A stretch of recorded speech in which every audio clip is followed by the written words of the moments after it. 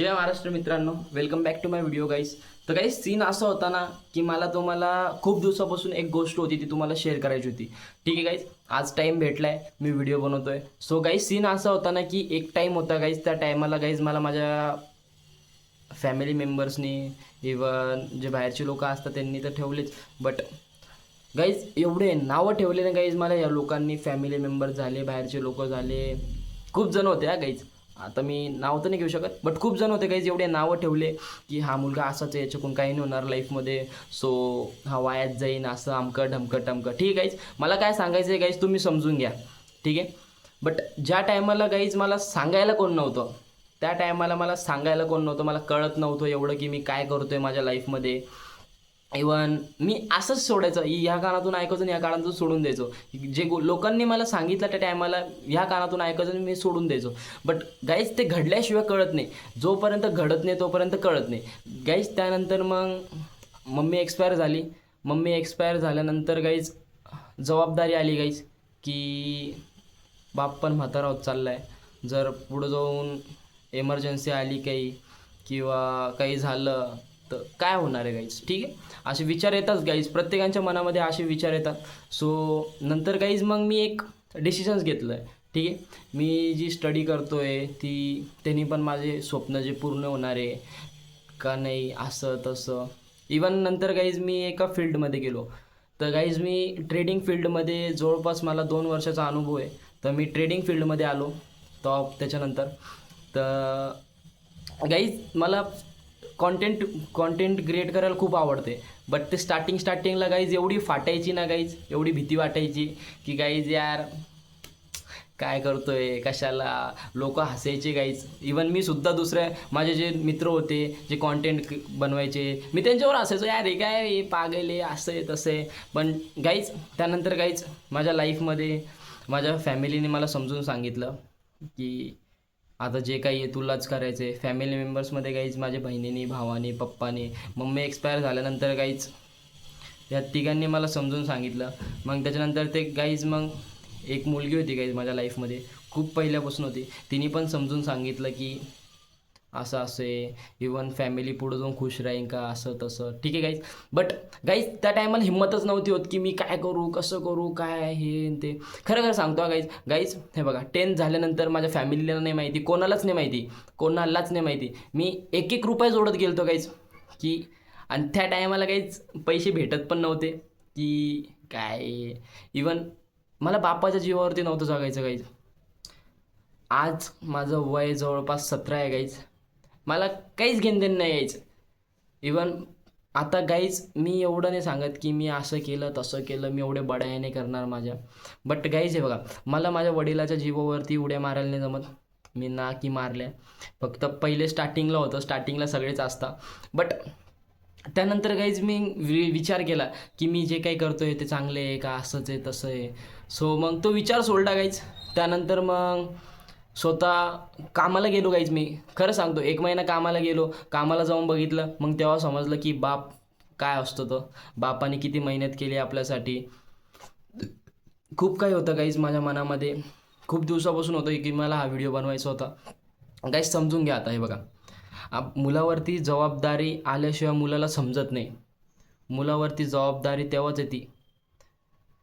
आता गाईज हे बघा, मी एकदम मोटिवेशनल व्हिडिओ नाही बनवते, मी माझी पर्सनल स्टोरी तुम्हाला शेअर करतोय. हे बघा, मी कामाला गेलो, ना माझ्या फॅमिलीला माहिती, ना त्या पोरीला माहिती, ना माझ्या बहिणीला माहिती, ना माझ्या भावाला माहिती. मी कामाला जायचो आणि मी खुश राहायचो भाई. ठीक आहे, इवन लाईफमध्ये पुढं जायचं ना गाईज, छोट्या छोट्या गोष्टी कराव्या लागत्या. छोट्या छोट्या गोष्टी अशा नाही की तुम्ही कामाला जा असं तसं. बट मला स्वतःचं स्वप्न स्वतःला पूर्ण करायचं होतं. स्वप्न मी बघितलं तर माझा बाप पूर्ण कशाला करन, स्वप्न मी बघितलं तर मीच पूर्ण करन. इवन गाईज मी पुअर फॅमिलीमध्ये जन्म घेतला आहे, मिडल क्लास फॅमिलीमध्ये जन्म घेतला आहे. तर असं नाही की मी मिडल क्लास फॅमिलीमध्येच मरण. त्यांनी मला जन्म दिला आहे तर गाईज माझं काम आहे की मी त्यांचं स्वप्न पूर्ण करन. आता गाईज हे बघा, खूप जण असतात जे की असा विचार करता, यार जाऊ दे हे ते, मी कशाला करू असं तसं. ठीक आहे, बट जेव्हा मुलावरती जबाबदारी येते ना गाईज, तेव्हाच समजतं. जेव्हा घडतं तेव्हाच कळतं. ठीक आहे, त्यानंतर गाईज मी ट्रेडिंग फील्ड चूज केली. ट्रेडिंग फील्ड चूज केल्यानंतर गाईज मग कळायला लागलं की मी काय करतो आहे लाईफमध्ये.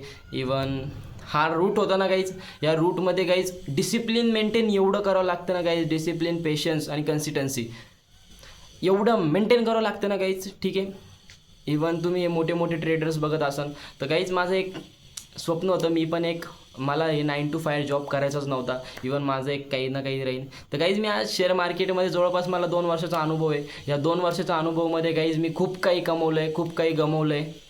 ठीक आहे, बट लाईफमध्ये गाईज मी एकच गोष्टी गमवली, ती माझ्या लाईफमध्ये एवढी जास्त होती ना गाईज, माझ्या आईशिवाय गाईज मला करमतच नव्हतं गाईज. स्टार्टिंगला पहिले मला मजाकच वाटलं गाईज. इवन मी त्या टायमाला 8मध्ये होतो, 8वी 9वीमध्ये होतो. त्या टायमाला काय समजतं गाईज, तुम्ही सांगा काय समजतं. आजकालची जी पिढी आहे ती मॉडर्न आहे. ठीक आहे, बट आम्ही ज्या टायमाला होतो, पण त्या टायमाला मला काहीच नव्हतं समजायचं. इवन एवढं हसू यायचं ना गाईज की काहीच नाही आहे. इवन सोडून जायचं तर विषयच नाही माहिती, आणि रिलेशनशिप ते काय कसं काय होतं ते समजायचंच नाही गाईज. ठीक आहे, मी एक असा मुलगा होतो, मी एवढी मस्ती करायचो घरामध्ये, काही केलं तर गाईज ते दिवस मला आज पण आठवतात. ठीक आहे, मेमरीज कधी विसरल्या जात नाही. इवन गाईज माझ्या मम्मीसोबत एवढे चांगले चांगले मेमरीज होत्या. इवन गाईज आम्ही असं बोलायचो ना गाईज, तेव्हा ते ठीक, आता कोणाला बोलू गाईज. ठीक आहे, आता जरी माझ्या लाईफमध्ये एक मुलगी आहे, बट तिला बोलून काय बोलू गाईज, मी जास्त तिला शेअर नाही करू शकत. इवन तिला पण तिचं फ्युचर आहे, तिचं फ्युचर मी अडकू नाही शकत. इवन मला नाही आवडत गाईज दुसऱ्यांच्या लाईफमध्ये हे करायला, किंवा मी तिला बोलून हे नको करू ते नको करू. का, तिची पण लाईफ आहे ना गाईज, तिची पण लाईफ आहे, तिला पण जगायचं आहे. तिने जन्म घेतला आहे, माझ्या पोटातून थोडी घेतला आहे गाईज. ठीक आहे, तर तिचे पण स्वप्न आहे, तिला असं जगायचं तसं. मी पण माझ्या म्हणजे त्या मुलीला एवढं फ्री सोडलेलं आहे गाईज. मी तिला फक्त एकच गोष्ट सांगतो, तुला काही बोलायचं असन तर फक्त कुठं जायचं असन काय असन फक्त एकदा सांगत जा. ठीक आहे, तर ठीक आहे गाईज, मी हे रिलेशनशिपबद्दल व्हिडिओ नाही बनवते, माझ्या लाईफबद्दल व्हिडिओ बनवते. माझं पर्सनल लाईफमध्ये माझ्यासोबत काय घडलं आहे मी तुम्हाला शेअर करतो आहे. आणि गाईज हे बघा, लाईफमध्ये तेव्हाच कळतं ज्या टायमाला आपल्या जवळचं माणूस जातं आणि कोण नसतं काही समजवायला. बरं का, कोणीच नसतं समजवायला. जर तुमच्या लाईफमध्ये असन कोणी समजवायला, माझ्या टायमाला नव्हतं. जर तुमच्या लाईफमध्ये कोणी आहे समजवायला तुम्हाला की बाळा असं नको करू तसं नको करू, तर गाईज खरंच तुम्ही खूप लकी आहे माहिती आहे का. खरंच ऐका, जे सांगताय ना ते खरंच ऐका, कारण की आपल्याहून जास्त अनुभव मोठ्या माणसाला असतो. ठीक आहे, तर गाईज मग मी माझ्या आईनंतर मग गाईज मला समजायला लागलं. माझी 10th मी पासआउट केली, जास्त पर्सेंट नाही पडले मला, जवळपास मला 57 का 58% पडले. कारण की गाईज हे बघा, खरं सांगतो मी, मला ती एक मुलगी होती, तिने खरंच गाईज जेवढी बोलायची ती की अभ्यास कर असं तसं ये ते खूप काही बोलायची गाईज. आणि मी तिची एवढी रिस्पेक्ट करतो ना गाईज खरंच, कारण की माझ्या आईने मला कधीच नव्हतं सांगितलं की कोणत्याच मुलीचा दिल दुखो, असं कर तसं कर. ठीक आहे, तर गाईज पण नंतर नाही झालं बाई अभ्यास. मला अभ्यास होतच नव्हता गाईज, कारण की मला तो अभ्यास कळतच नव्हतं काय होतं कसं करायचं हे ते. इवन गाईज ते अभ्यासाचा विचार आला ना, मी 5 मिनटं बसायचं आणि 10 मिनटं चक्कर मारून यायचं, असं होतं सीन. ठीक आहे, मी तुम्हाला आज माझ्या लाईफमध्ये पर्सनल स्टोरी शेअर करतो आहे गाईज. आणि गाईज हे बघा, कोणाला पण टाईम बदलायला टाईम, हे बघा टाईम चेंज व्हायला टाईम नाही लागत, बट टाईम चेंज करणं आपल्या हातात आहे. आपण ज्या रूटवरती चाललो आहे तो बरोबर आहे का नाही. तुम्ही फ्युचरचा जर विचार करत असाल तर तुम्ही बिंदास जा त्या रूटवरती. जर तुम्हाला माहिती आहे फ्युचर चांगले तर बिंदास जा गाईज. मी कोणत्याच डिग्रीची मजा नाही उडवत, सगळ्यांना आपली आपली डिग्री चांगली वाटते. बट गाईज तुम्ही विचार करा, त्यामध्ये तुम्ही चांगले असाल पुढं फॅमिलीमध्ये किंवा फ्युचरमध्ये.